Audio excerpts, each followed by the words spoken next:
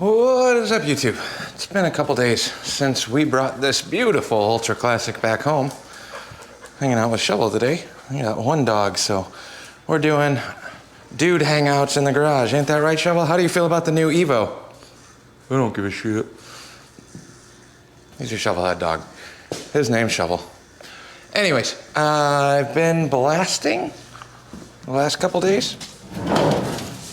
In here, we're not gonna go too crazy, but got a trailer frame and some stairway railings and all sorts of big stuff that's taking way longer than I would like to admit. Blasting through all the scale. That's gonna be a interior, sorry, just trying to lay this out. So it closes, because I don't need my dogs running in here, well, dog running in there and rolling around in the sand. Some interior railings, so yes, you can do a quick scuff and coat over the mill scale, but it leaves a bunch of marks. It looks like crap. Best way to make that look really good is to take the time and actually blast it down to bare metal, so that's what we've been doing there. On this, well, this and the KZ. I have two bikes that I'm regularly working on right now. KZ is outside because I just reloaded 3,200 pounds of sand. I didn't film it because it's miserable for me and for you. But I got a new batch of sand that'll help me finish the trailer because I was about to run out yesterday. New batch of sand is unloaded. KZ is outside for right now. It will come in tonight before I leave. But we have a little bit of time here and I was waiting on some parts. So in the last video, I was telling you about those intake boots with the cracks and rips. Hopefully focus. That's busted. Now, I've been talking to a couple buddies with trying to source some Evo CV carb bits. I think long-term we are gonna swap this over to a CV, but I was impatient and didn't wanna wait that long, and you guys know how Amazon works. Things show up super quick if I want to. So here is where we are at on this. I pulled the carb out, I cleaned the idle jet, the float bowl gasket was ripped, still is. You can see that little split right there. Minimal, not enough to leak, but this is the float bowl that came off of that carburetor. I don't remember which accelerator pump cover I'm running now because I've got this one, that one, there's a third one down there, and then there's another one over on the other carb. Here's the issue I was having. This bike would start and run and sounded really good with the choke on. I'm chalking up the poor runnability of this to the air leaks. It wouldn't even hold an idle. If I turn the choke off, bike dies. So we're just doing a weird diag, but I heard it run. It sumped like crazy the first startup, hasn't done it since. This is a healthy motor. It sounds very good. It sounds very healthy. It takes throttle fine. Even when the choke is fully on, yes, it's sitting at 3,000 RPMs, but you crack the throttle and it would snap. It was quick, but it's not really accurate.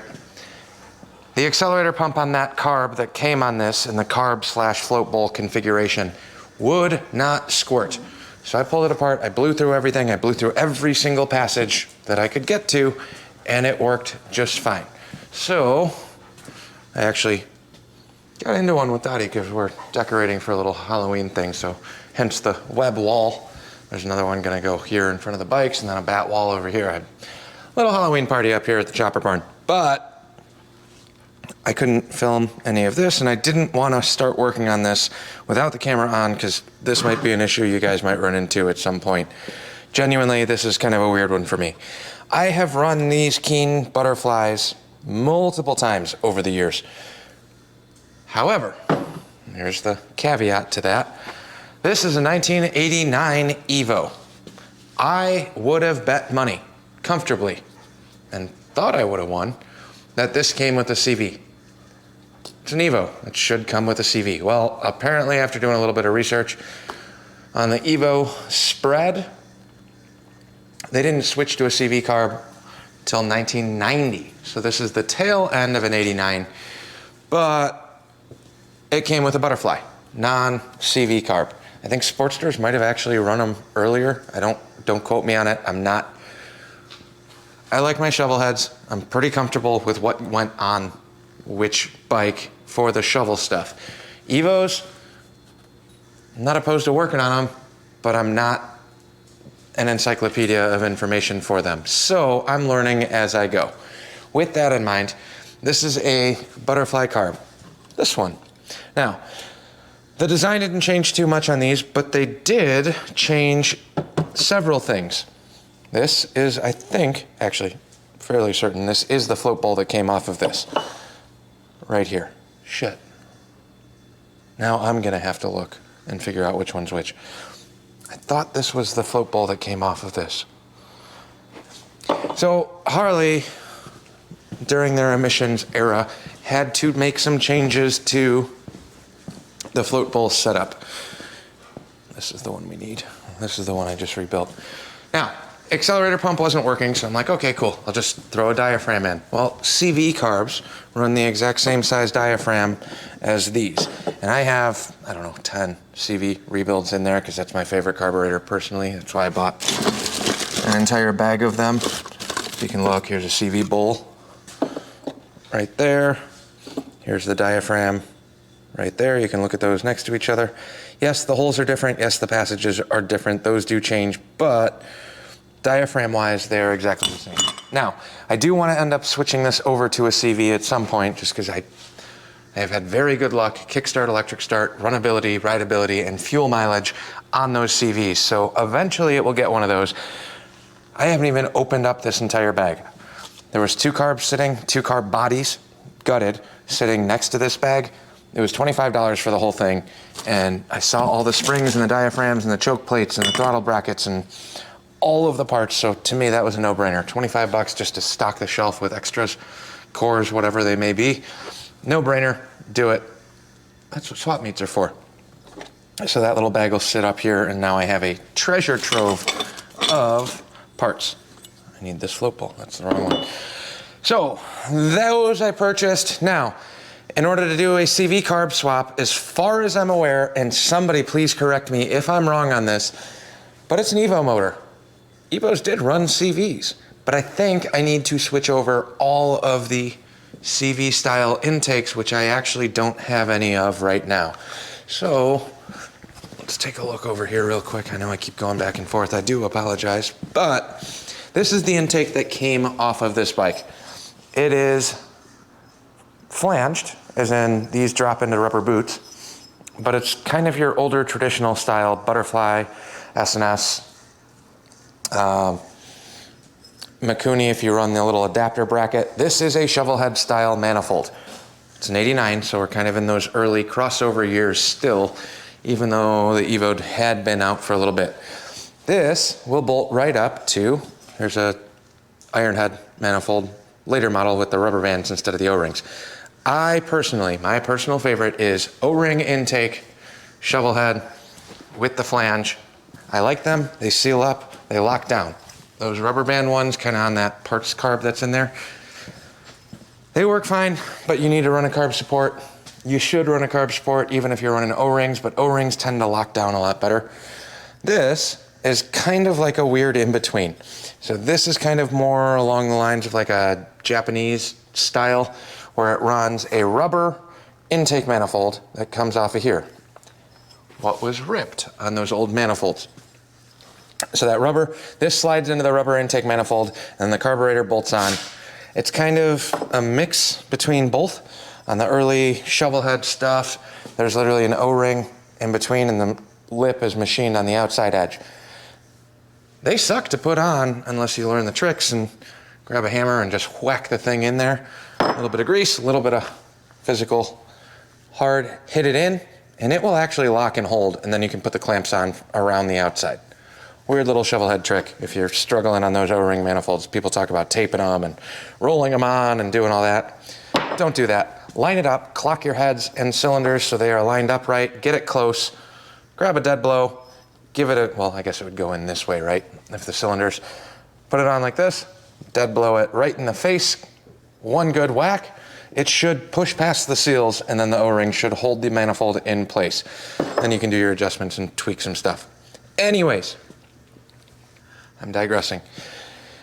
2 different style float bowls. We have this one that came off of that extra carb that was sitting in the box over there because I found one more carb. I thought I was out, but I did find one more carb.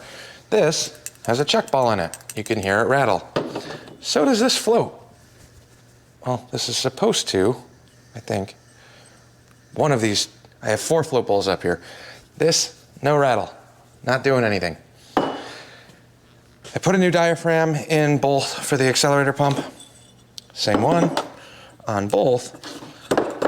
This one, I could not get to squirt fuel through the jet passage for the accelerator pump right here. This has been sitting in an ultrasonic for 12 hours, yesterday and today. I cannot get anything to come through this carb. But if I grab a can of Carb Clean or Brake Clean and run it through all the passages, everything is working like it's supposed to. I just can't get anything to come up and through into this jet. Now, if we flip these over, I did write EPA and then I had the jet sizes on here from when I used this carb the last time. But later model butterflies had to trim back on emissions on the accelerator pump. So I wish I had an early one up here. I do not, I apologize. But there's 2 check balls, and in the later model versions, basically they took the accelerator pump squirt and directed some of the fuel from the accelerator pump back into the float bowl. If you have a late model accelerator pump cover with the check ball in it, you can actually drill through that and convert it back. And that's what I did on that Phoenix bike. If you go back to the barn find ironhead, I did do that on one of them where you take a 16th, I think it's a 1/16 drill bit, and drill through one of these passages, I think it's this one, with the check ball style accelerator pump, and you get a full squirt of fuel every time you crack the throttle, kind of like a little cheap DIY power adder. Anyways, if I filled this float bowl and had this cover and diaphragm on here and pushed down on the plunger, I could not get it to squirt fuel through here this way like it's supposed to. It should be like that. But there's a tiny little jet passage right there in front of my finger. That would not squirt fuel no matter what I did. Brand new diaphragm, spring, resealed it, re-gasketed it. Same deal. This one is a different style. So if we look at these 2 float bowls, yes, they bolt up, but we have a whole passage here into this channel.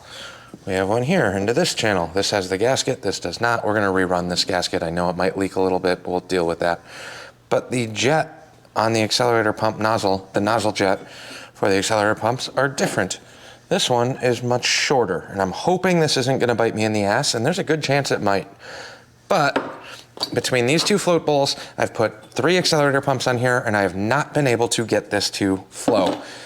There is a tiny little port right here that runs across this raised casting up through this jet. Something in between this tiny jet and that tiny orifice is clogged. Can't free it up. This one, same thing. This has been in the ultrasonic, but I didn't scrub this one down nearly as much. This one runs pretty much the same style, but I can see through this hole, and this works. So if I fill this up with fluid and push down on the plunger right here, this squirts like crazy, okay? Take my word for it, I've literally spent the last 3 days going through mix and matching all of the carburetor parts that I have to try and make this work. This works. As soon as I got that to work, cool, this is ready to go back together with the tiny little split right there in the gasket. We're just gonna run with it because I don't have an extra one right now and I don't wanna wait that long. So, multiple days of test and tuning on this. The bike still ran, it took throttle fine. But I know going down the road, that lack of accelerator pump is going to cause me problems. And we're gonna avoid that by running a different float bowl from a different carb, and then we'll bolt all these up to the other ones, and these will just be spare parts. All with the intention of still switching the carburetor at a later date. But if I switch to a CV, I'm probably gonna have to switch throttle cables. And, oh, last little bit. My backup option through Amazon, I bought one of these. I've been hearing about them on the internet. I've never actually run them. This is, I have not opened this up yet. This is just, I pulled it out of the plastic to look at it, but this is an S&S Super E knockoff for $38 shipped. We'll get into that down the line, but this one came with this really long throttle cable bracket deal. This might actually work if your bike has CV cables. but it will not work with the current configuration that we have. That's the only reason this is out of the package. I want to do a quick mock-up on that. More to come on that one down the line, but for right now, I finally have a float bowl and accelerator pump that I can manually make work right here. When I put all of this together, put the diaphragm in, new diaphragm and all the other parts and the passages, and fill up the float bowl with a little bit of fuel, just enough to cover that passage right there. Or maybe it's that little tiny one, I don't remember. One of those two, but I put enough fuel so it was like halfway full. Jam a pick down through here, hit the accelerator pump, and squirts all the way across. So carb should be good here. This carb that came on that Evo Ultra already had the brass fitting and everything else is good. And if I run this setup, I don't have to change any of the throttle cables, which is huge. So let me stop talking and rambling. I will slap this float bowl back on. Then that big cardboard box leaning up against that on the ground is a clutch cable for that and brand new rubber intakes. I'm gonna walk you through how we get the intakes and carbs hooked back up, maybe put a fuel filter in between. I don't know how good that gas is. It's a mix of seafoam, probably 2-month-old gas, plus whatever 9 years of sitting that bike had. Again, I'm digging through old parts to keep the cost down on getting this runnable, rideable, going down the road, because we got it cheap, very cheap. 1,500 bucks. 1,500 bucks for a titled running-ish. Well, it wasn't running when I got it, so that's where the cost came in. Now I get to fiddle around with it, but for 1,500 bucks, I was willing to roll the dice. We got it fired up. You saw that in the last video. It runs okay. The motor sounds healthy, but it needs a little bit of love, and I want to get it dialed, running, riding. And then I was going to try and quick flip it, but I think this might be the fall bike for a little bit in the colder weather because it's got leg guards, full fairing. I've also never ridden a bike with a full fairing, and I genuinely don't think I'm going to like it, but we'll take you along and see how that goes. And I'll relay my experience going from, 89. It's still 10 years newer than anything in my fleet, minus the soft tail. So let's throw this carb bowl back on. I've already cleaned up all these jets. I have all the parts sitting in the bin over there. I'm gonna throw you guys on the tripod and time lapse the rest of this. If you have specific questions, let me know. I'll try and help the best I can. I don't think I'm an expert by any means, but I've had enough of these apart where I'm comfortable with them. There's a rubber plug that needs to go in here. If you are missing that on one of these butterflies, your bike will not run right. Make sure that's in there. And then the other big thing, when people mess around with these idle screws, there's also a Welsh plug right here. If this is broken, cracked, or leaking, this will cause you all sorts of problems because there's a ton of tiny little intermediate jets that run along there.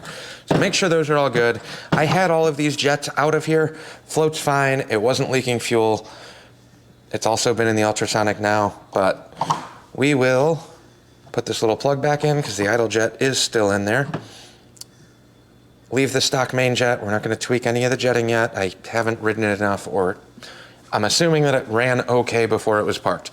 So plug, put our 4 screws in around the float bowl. Well, yeah, 3 screws on the float bowl and then 1 through the elastic accelerator pump. Then this is pretty much ready to bolt up to the intake, and I'll walk you through that when we're done with this. I just grabbed all the parts and tools. We got shovel up here. I just threw a bed out for him because he doesn't get to hang out solo up here. Normally he's running after Bailey and they're all running around like crazy, but he's kind of chilling out now. He's like, I don't even like that Evo. Why are you wasting my time? This is a shovelhead house only. Or ironheads, because that's apparently all I ever do anymore. Anyways, here's our carb. Here's the little rubber plug that I was talking about. This goes back in. Make sure that goes in. Do not leave it out and then wonder why your bike's running like crap. Now, I will show you. Here's the old float bowl that came off of this bike that I should be running. Notice this drops in. I don't have the gasket on, but it doesn't matter right now.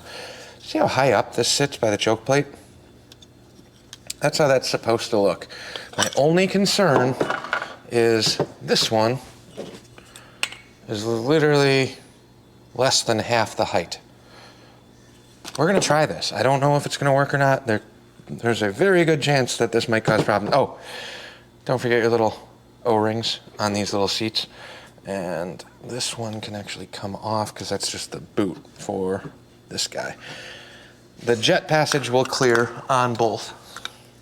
We already have the gasket on. Everything else is sealed up. Oh, did I tighten down? I think I already tightened the float down. I just put that back in before we turn the camera on. Yeah, that's tight. Tight enough. So we will line this up. Make sure your plunger rod lines up into your accelerator pump, like so. Drop this back down. We'll leave it upside down for now. Then we got a million little shorty screws. And by a million, I mean 3. And one long one. The long one goes through the last, you get 2 shorties, same size all the way around, but 2 shorties for the accelerator pump, 1 long one on the last leg of the accelerator pump because it runs through the whole base of the float. And 1 more shorty over here on the corner. Screwdriver, we'll snug these up real quick.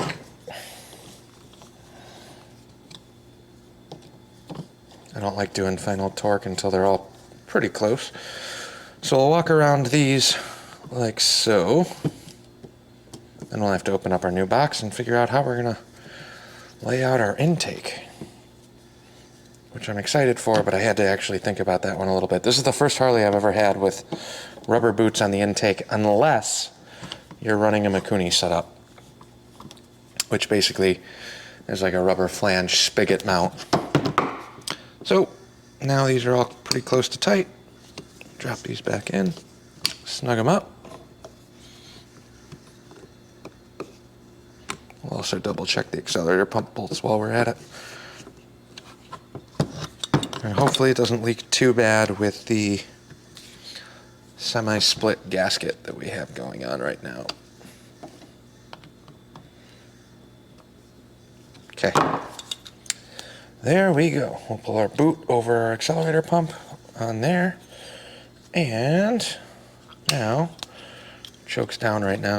Click it back. Everything's working. But we do not have a passage for the accelerator pump to squirt through. Hopefully that won't cause any problems because it is behind there. But see how low this sits down in the bore? That's my only concern. The jet's way above that, and it is aimed roughly in the right spot. So we'll see. Let's see what happens. Carb is done, ready to go back on. Let's open up those intakes and see what we got to do here. But we have our intakes with gaskets, and I forgot that I actually ordered 2 fuel filters because I didn't know what size fuel line we were going to end up running. If it's S&S, we might have to bump that up a little bit if we run that fake Chinese S&S. But our carb is done, put back together, ready to go. Now we need to figure out our intake scenario. I left that over on the bench. So here's our new intakes. Open these up. Nice thing about these bigger bikes is they kind of work like a really good table, especially if you got an extra windshield with them. So we'll leave those there. There's our intake gaskets and our brand new, oh, look at that. They're soft and pliable. No, that's a terrible sound. I know unboxing videos are like a thing on the internet. I don't understand it, but the sound of crinkling plastic drives me nuts.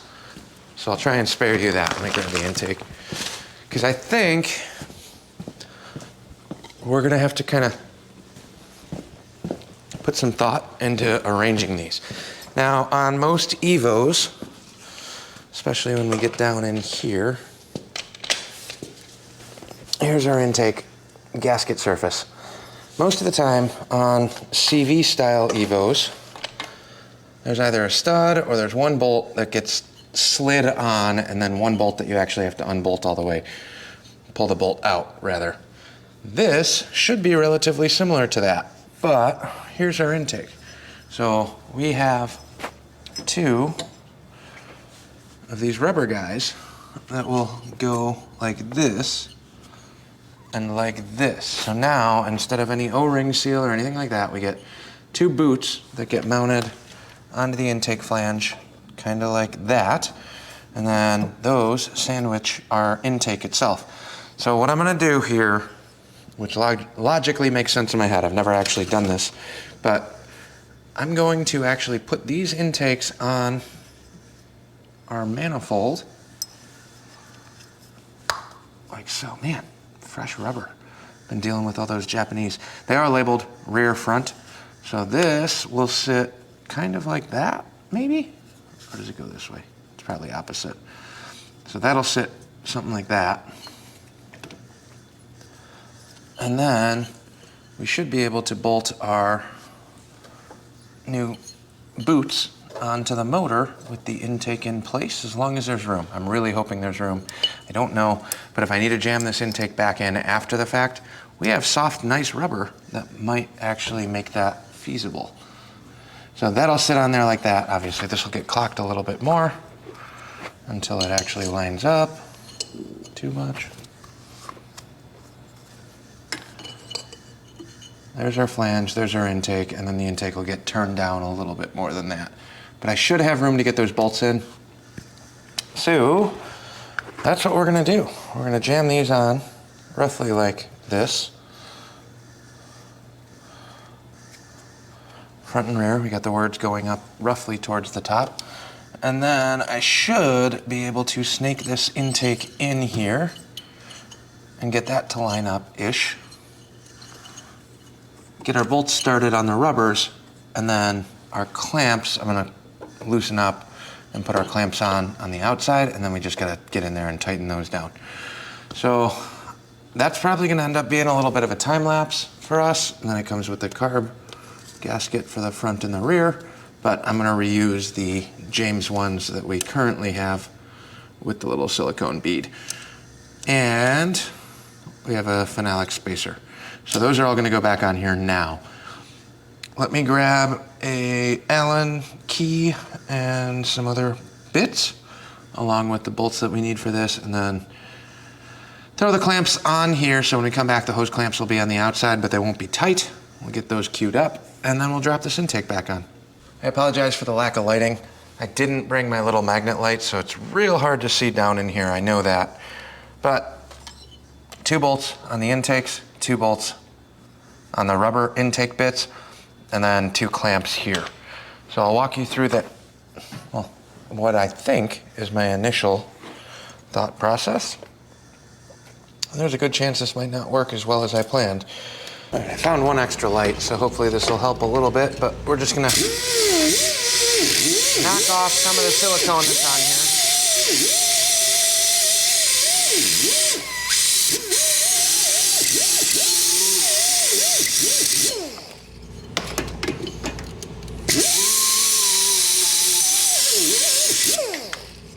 Not going too crazy because these are surprisingly really clean. We're gonna ruin that in a minute.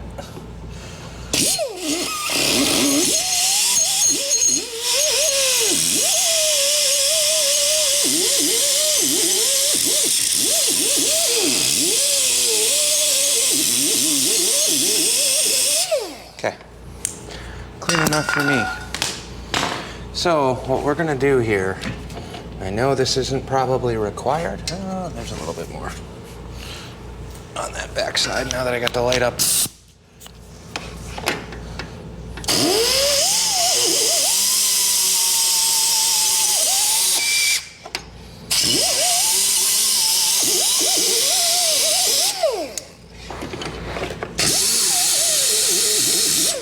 Got a ton of room here. So I'm gonna do something that's probably gonna cause me more problems when we put the CV back on here. But I got a little bit of silicone. We are going to line these gaskets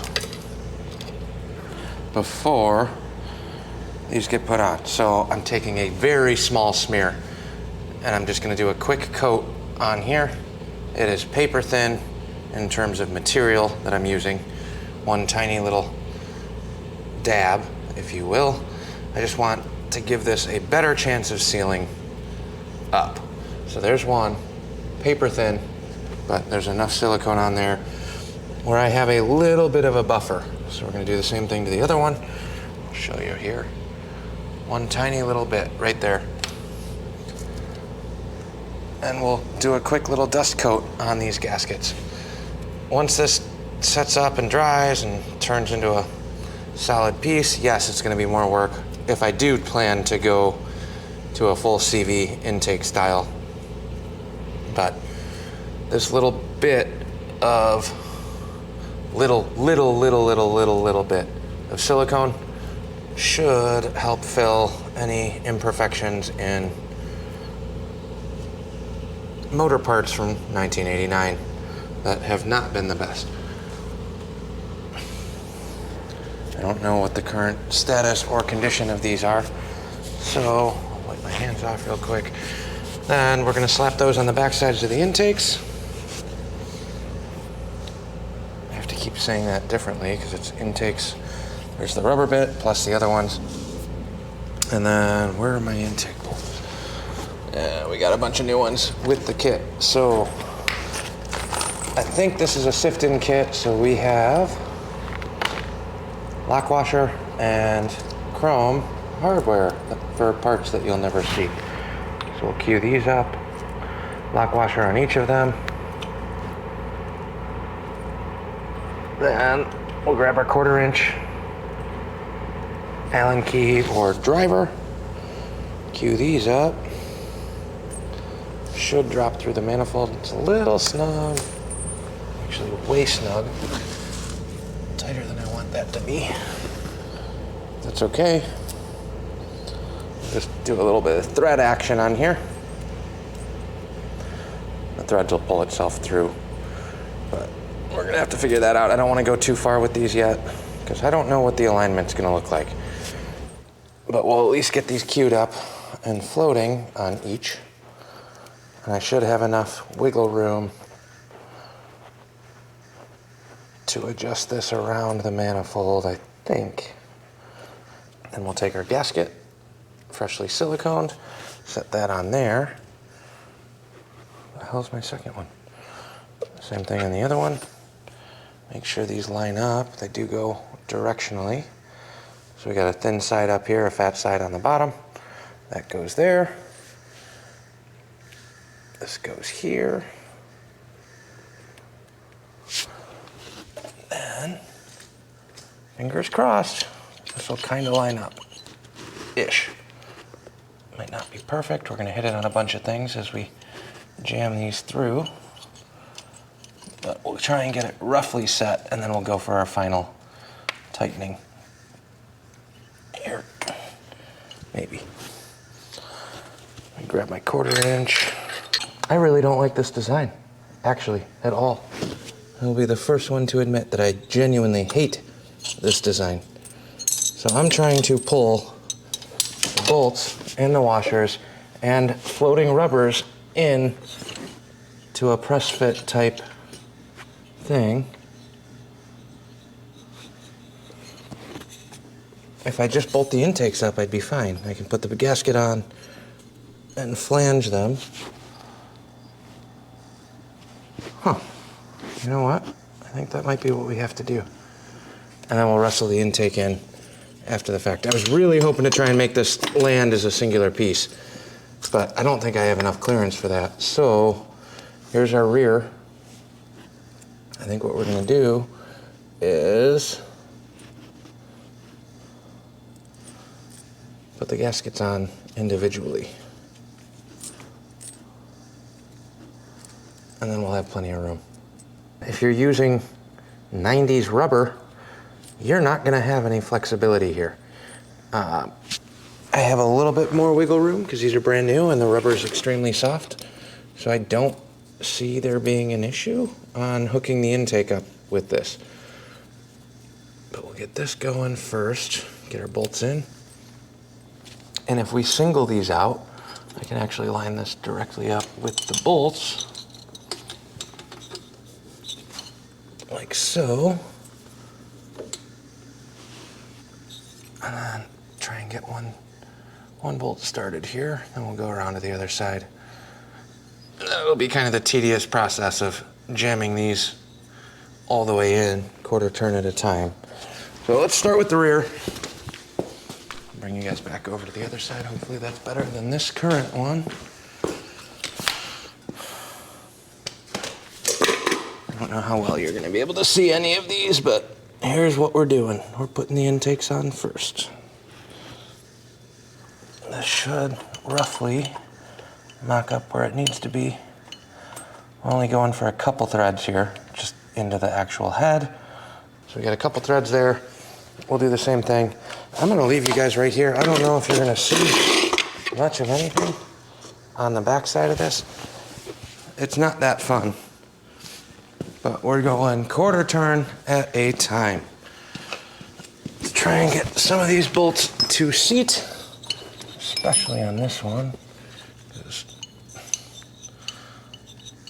Now the other intake's blocking me from getting a full wrench in there. I would recommend, like if I have to pull these back off, I will cut down this 1/4-inch wrench. Make a shorty little nub here, and that will make my life way easier. I have a lot more clearance on your side than I do over on this side, but we're just gonna hand tight as much as we can and then crank it 1/4 turn at a time with an Allen key that I don't have enough room. But on this side, there might be a little bit more room, or if I'm lucky, I'll be able to get a socket in here. Like that. So I just got those tightened down. I also forgot that I had silicone all over my hands and then touched the GoPro, and now that's covered in red RTV, so that's just great. Anyways, intakes are completely tightened down now. The boots need to stay on here, but we need to clock and orient them, and I don't know if this is gonna work. Fingers crossed, it will. But now, we do have nice soft new rubber, so theoretically, I should be able to jam this intake right back in there without any issues.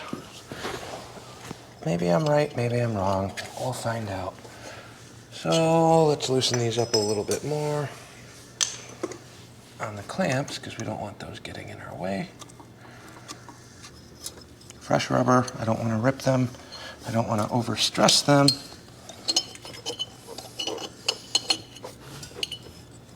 But now I'm fighting this issue of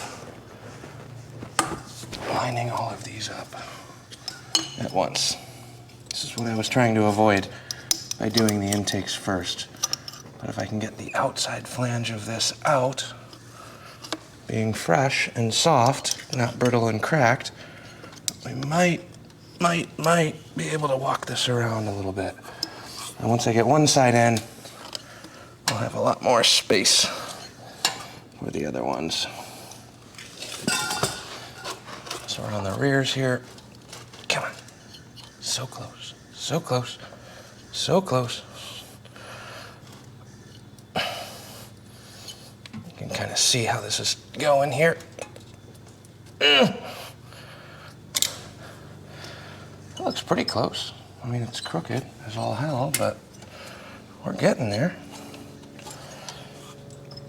You could not do this with the original stock ones because they were so brittle and dry rotted. I wouldn't have had the flex to sneak those through.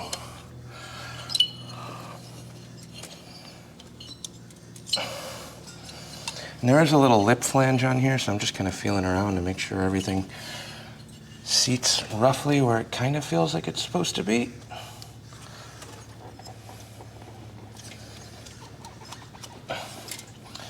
That actually seemed to work better than I anticipated.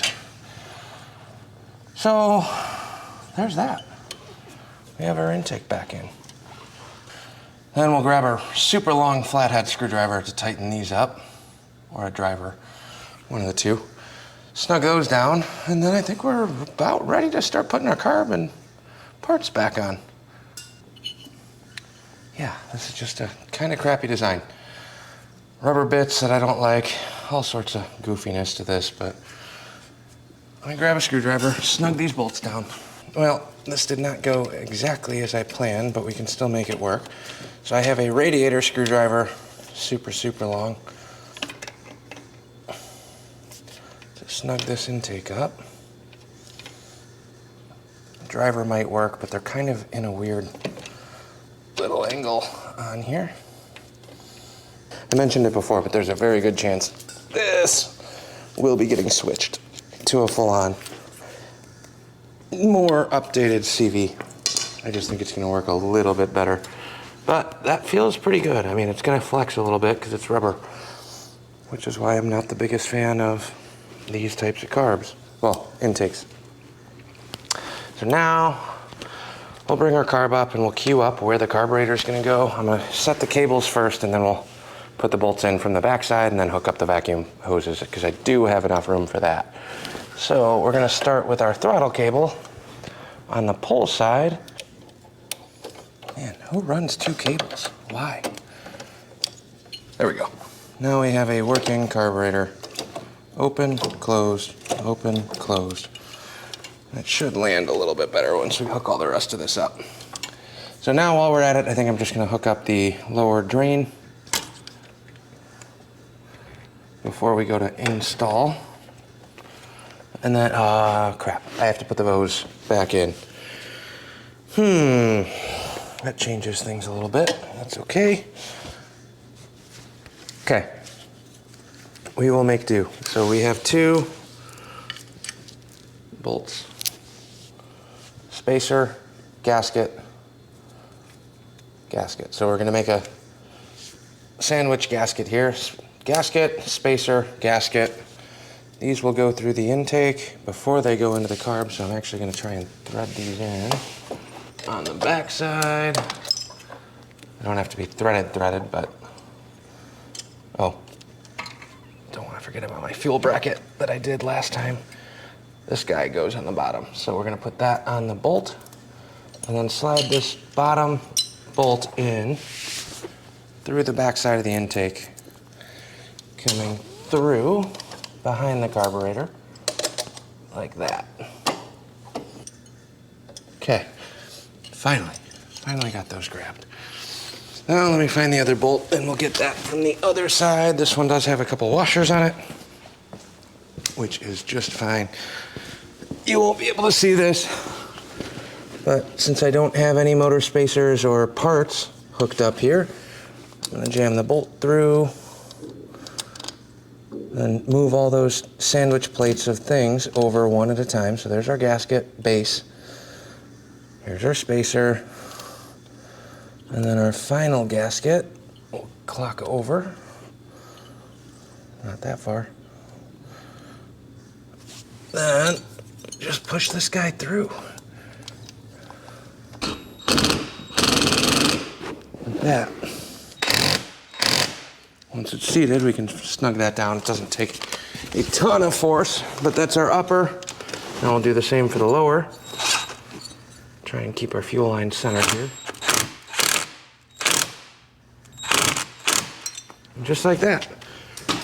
Carb is back installed. I think what I'm gonna do before we get going on this is move back to the other side, and then we can do our spacer and choke plate and choke cable and all of those other bits over there with the motor mount and the hose, and then we'll jam those hoses on the other side, horn, all of that over here. Then we'll do the fuel line last.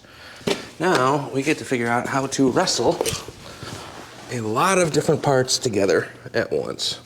So I was super organized and just left a pile of nuts and bolts and washers and things on the ground over here, which is just fine. I think I kind of know what I'm doing enough to be comfortable with that.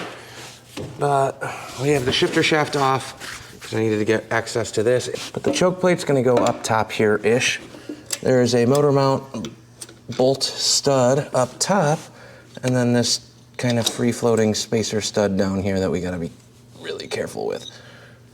So as long as the choke is kind of roughly in that direction, I think we'll be okay. There's also, where the hell did that go? The hose, which also sits up on top here. That's one vacuum hose. So actually, I'll jam that one on because that's gonna get tight real quick. We'll jam that hose onto that little vacuum fitting on the top of the carburetor. Then our choke bracket and choke cable go behind there, and these get jammed up into the tank.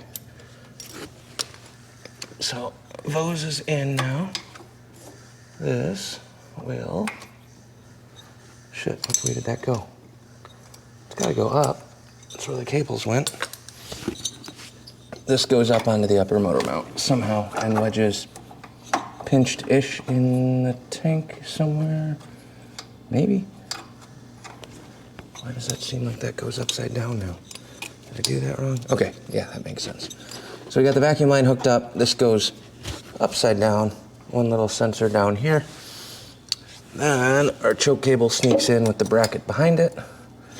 This goes up and on. Come on. This will kind of sort of line up here. God, there's so much junk. I don't really care about the Vose all that much, but I don't think it will go first. Yeah, it's got to go this way. So this.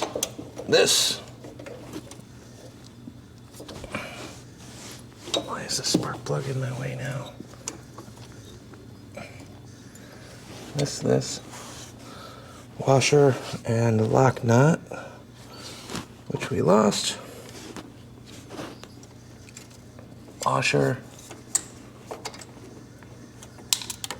lock nut. Let me see if I can just get the nut started first. We can come back and put the washers on once the rest of this stuff gets kind of fixed in place. Because right now, this is not looking like that's going to line up at all. If I'm doing this wrong, please let me know. This is my first Evo that I've ever had to mess with. And I have not had any sort of complications in terms of trying to line up the upper motor mount. Then, jam that on, God damn it. Pull our stud through, kick our motor back, jam this kind of up. What the hell? It's like this entire motor. Oh my God, I feel really dumb right now.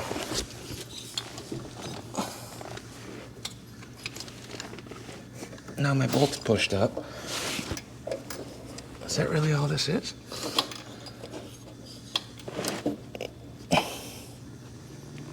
Okay. Oh, there we go. So the motor did pivot quite a bit, and it wants to push out because it's kind of hinged. Look at how much of the bolt is sticking out now. That's what we were going for this entire darn time. Motor mount, Vose. Look at this. We got room for the gaskets and the washers. All of the party pack of things that we got to make fit on here at once. Now I just got to find all the bolts that I dropped.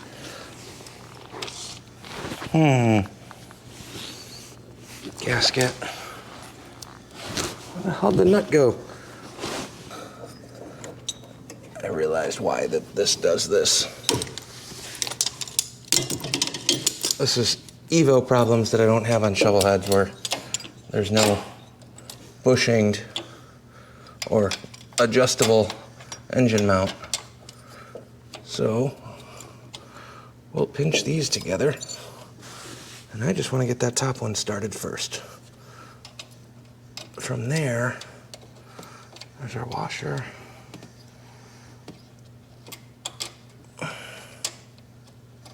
Come on, one thread. Then I can deal with the rest of the chaos of this stupid Evo engine mount design. I'm actually not knocking it. This is just me being special in every way, doing new things that I don't quite understand. With the tanks on and trying to do all of this stuff with the least amount of work possible, which only inevitably makes more work for yourself in the long run. All right, so that upper one's done. We'll push that through. We'll slide this on and make sure that all of these are locked down first. So our little 5/16 down here, we'll add our washer, we'll add our nut and our jam nut. So I don't know how proper this part is. Shoves, come here.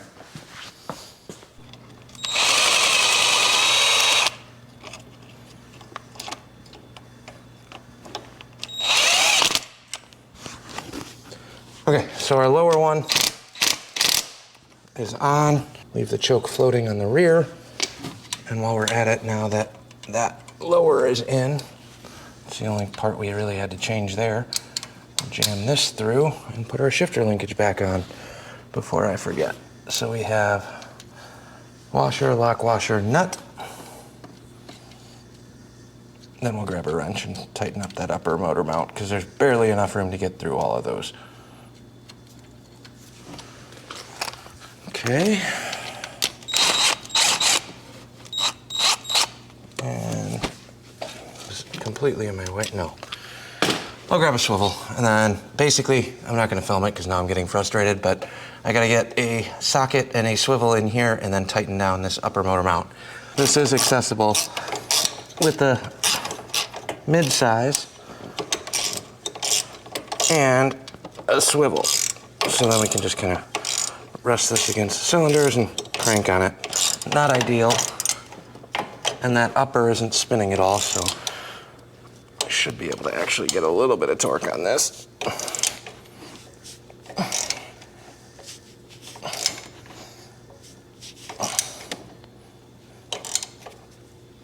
All right.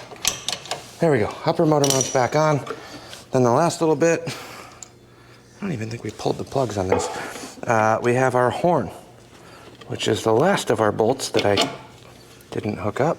And we have one connector that I wrapped around the spark plug. So we'll hook up our one electric connector. And we have one nut, one bolt left on this side. Thank God. It's only been apart for 2 days, but my head has been scrambled running around and doing all the blasting stuff, coating stuff, plus day job stuff that's crazy stressful right now. That's all right. Jam this guy back on here. Maybe.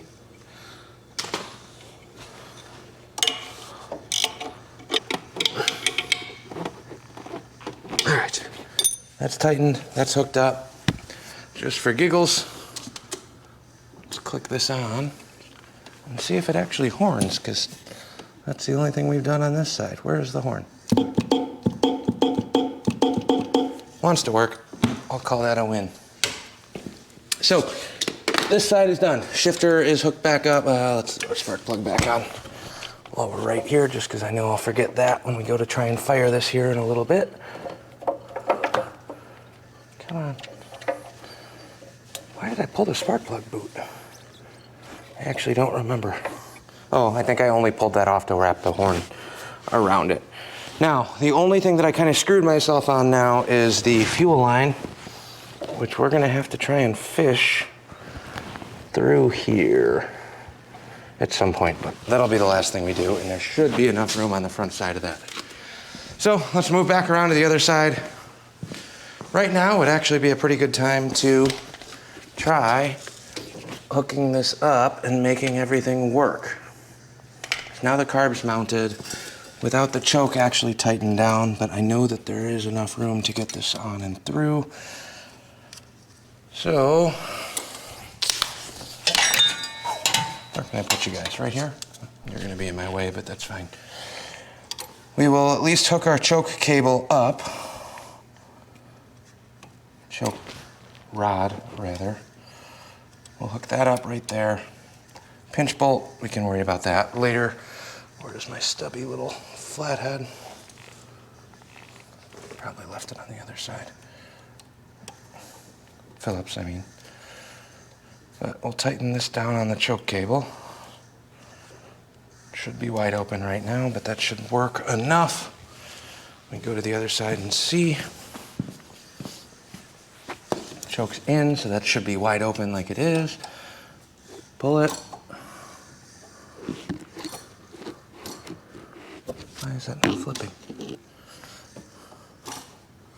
There we go. Just needed to adjust itself. Oh, the bracket's not on, duh. Okay, it's working good enough without having that screw holding that down to actually keep tension on it. So we're good there. Now we have fuel line, vacuum lines are hooked up, everything else should be roughly good. I think If we hook up a fuel line to this, turn the gas on, should be good, but I do want to add a fuel filter. I had a AutoZone O'Reilly's Edelbrock fuel glass filter that I kind of snaked around and just ran this. I know that this needs a hose clamp, so we're going to put one on the carb side. No, I mean, that's on there pretty tight. It might leak a little bit. Also, I think that glass fuel filter is going to leak a little bit. I should know better based on the last attempt at starting one of these. And by that I mean motorcycle, not this specifically. But what we're gonna do is throw the upper bolt in on the carb support just so this isn't sliding around like crazy. We still need to put the choke set screw in that I lost somewhere around here on the ground, which is great. But that's all right. We'll jam this on. Let me just quick snug these up so the carb's not falling off. I think the screw has to be underneath this bike somewhere. I'll set you guys right here. We don't have the air cleaner on. I'll turn the gas on and see what this does. Probably gonna leak all over the place. Petcock's a little seized on this, so that'll be something we're gonna have to address. But we got gas flowing through the fuel filter. I can see it on this side. You can also check the accelerator pump now. It'll take a little bit, but... Oh, yeah, already squirting. Can you guys see that? This has been 2.5, 3 days of me trying to mess around with getting this to actually pump. Hopefully. I don't know if I'm better off with or without the light. You can see that, right?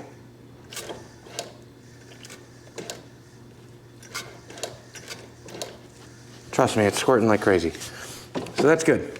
Should be okay there. Now, let's see what happens. Chevys, we're starting a bike. You okay with that, bud? This is usually your favorite part. So, cold, ice cold, obviously. Stupid fuel bottle. Don't buy one of these on Amazon. This is the worst one that I've ever had. I've dropped that 4 or 5 times. 3 squirts of fuel, 4 squirts of fuel, whichever. Electric start. I'm not too worried about flooding it. We are in neutral. We'll click our choke out. That closed the way it's almost supposed to. Not fully tightened or adjusted. You want to adjust that cable after that's mounted. Ignition on, engine run. We're in neutral. Here goes nothing. What do we think? Keys on, battery's been relatively charged. Let's find out. Ooh, peeing out the overflow. See that? Float's stuck.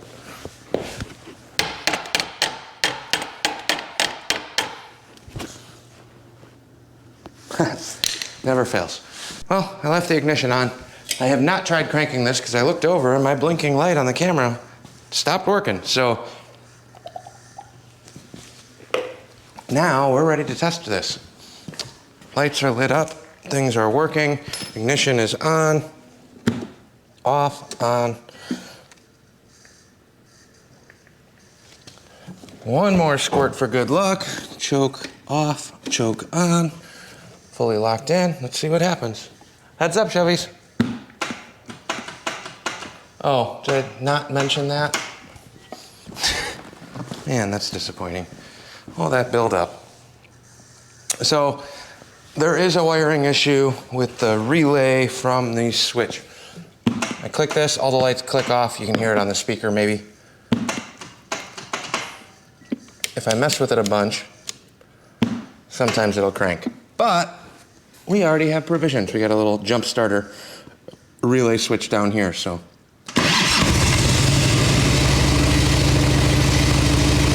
3 days of messing with the carburetor for it to sound like that on idle. That's full choke. We're now at 1,500 RPM instead of 4,000.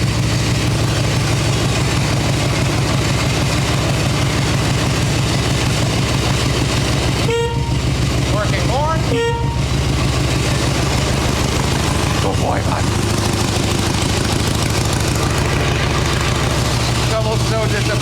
like, I thought you were working on a motorcycle. That doesn't sound like a shovelhead. Isn't that right, bud? Like, nope.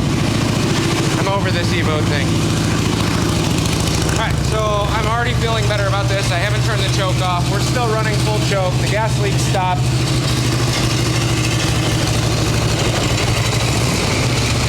Still taking throttle. I think I half mentioned this earlier, but the loudest noise of this bike, it's not the exhaust, it's not anything rattling. Here's all the bag lights. One bulb. Two bulbs. 3 and 4 bulbs. 5 bulbs, I'm guessing. So we'll replace those, get those all lit up like a Christmas tree. The bag mounts are broken, I got those coming. Remember all those cool guy chrome add-ons that you can buy that aren't actually parts, but they're just chrome covers? Rattle, rattle. Cover these, we're good. Heat shield. So I gotta fix that, and that. We're just gonna get rid of those chrome doodads. I'm probably just gonna cut them or break them off of there. I don't feel like pulling the whole lifter boxes, or rocker boxes, it really doesn't need it. And then this exhaust heat shield missing a clamp, or needs to be tightened one way or another. That is annoying as crap. But man, this thing sounds good. So now it's been running for a little bit. We're up to 2,000 RPMs, full choke. Take a look here. Full transparency. Let's see if it'll idle on its own. Not going all the way off yet. That's half choke. RPM's coming down, coming down. I have done 0 tuning to this carb, so we're gonna have to bump that up a little bit. We also don't have any of the air stuff on. No choke, doesn't want to run, I don't think. Let's see if our starter switch wants to work now that it's been fired up. Nope. So it wants to idle. Ooh, our choke actually isn't unchoking. We gotta fix that. Remember how I tightened that wire down on the choke before I actually had the bracket on? That's why.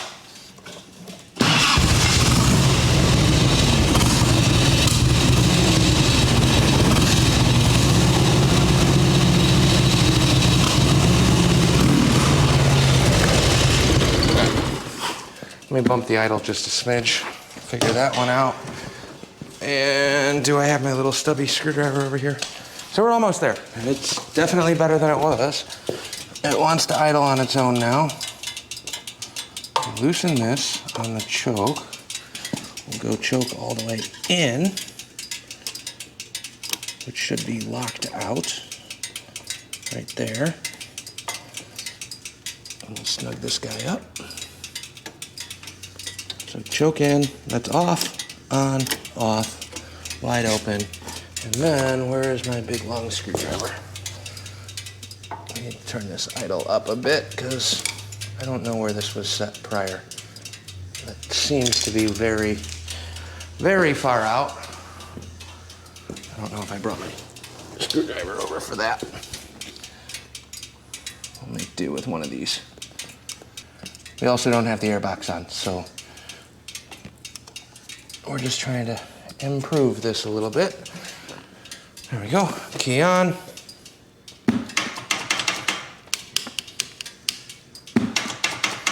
God. You can hear it clicking the relay down here, right?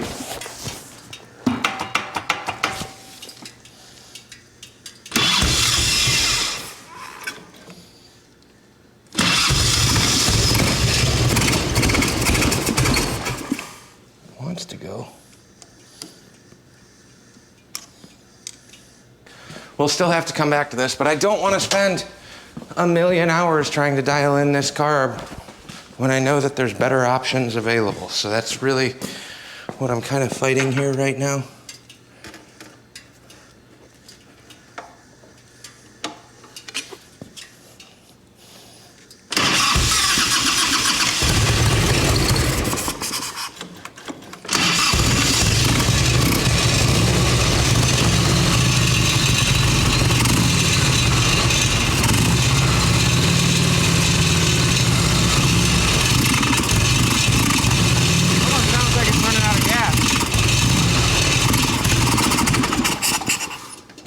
reserve here instead of on. I don't know how much fuel is actually in here. That to me sounded more gas oriented than anything else. Could be wrong, could still be the carbs, could still need some extra love, but let's at least rule out the variables. Could also be a clogged fuel filter because I never even looked inside of this tank yet.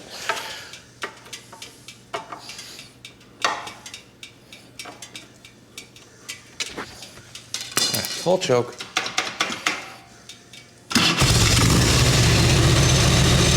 That sounded way better right there. I know that's full choke, but still.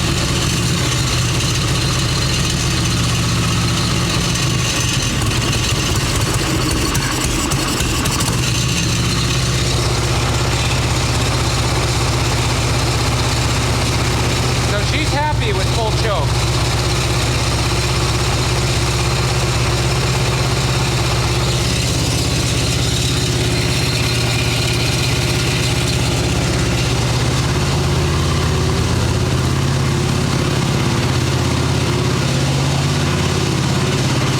Intake check.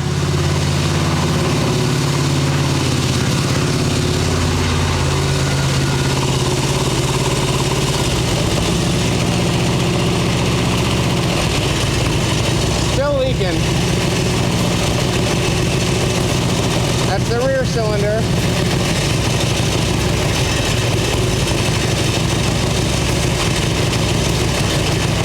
Unless that's wrapping around to the carb, I can't see.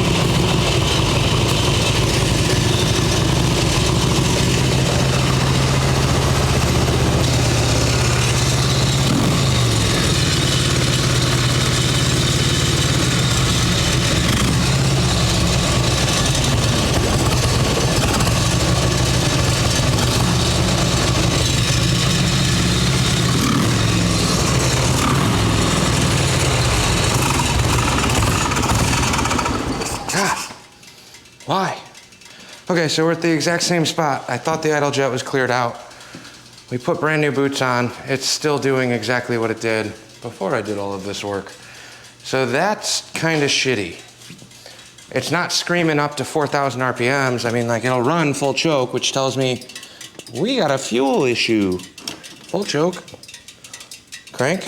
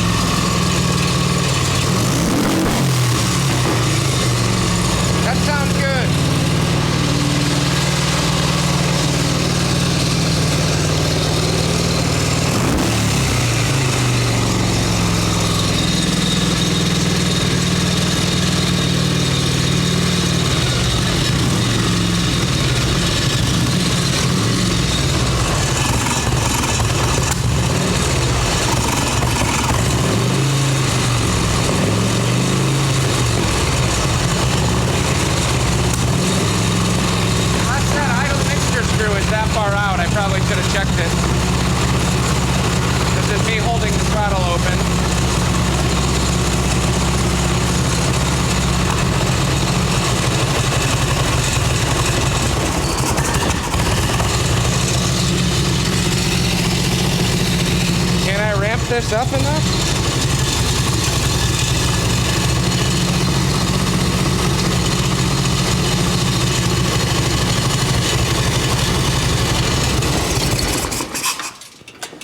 Let me see with the light. Blades are just starting to open. Okay. That might have actually just been the idle mixer screw or speed screw set way too low. This is choke off.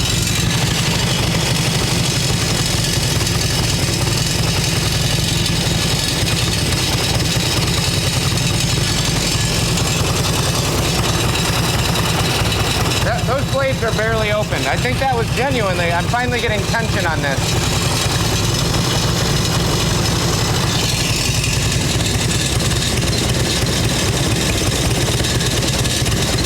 Are you kidding me? Alright, so that's 1,000, but I'm gonna bump that up to 1,200 because I don't like low putsy idles. I haven't touched the mixture screw yet.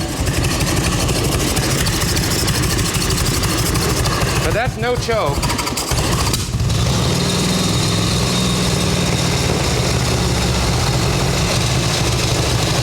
A little slow to return. Yeah.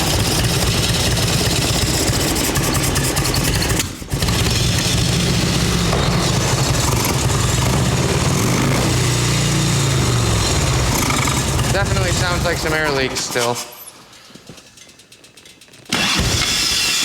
But it almost idles on its own. So we have a weird hodgepodge mix of all sorts of carb issues on here. And I don't plan on keeping this carb, so I don't even know if it's worth trying to dial that in. Like, it starts with its extra fuel squirt.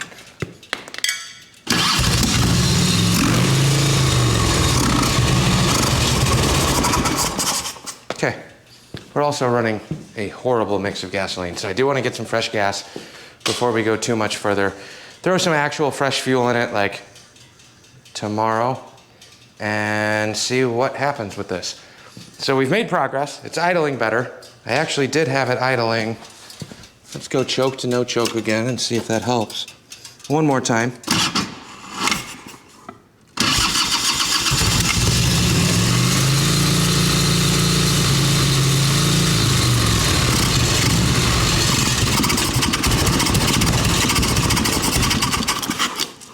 Something's not happy. All right, that's it for tonight. I'm happy, it's closer, and I'm more convinced that I do want to rip this thing apart and put an actual modern Evo intake on it, even with all of this. I was hoping that would have fixed it and kept it as is, but I know that a modern CV will work better than that butterfly, especially given the issues that I'm having with it. So that's where we're gonna wrap this one up. I know it's kind of long-winded. I'm leaving all my tools here. I got a ton to clean up tomorrow. One way or another, this will get stashed. This needs to be running perfectly and proper, and I know 100% it is a carburetor issue. You heard it.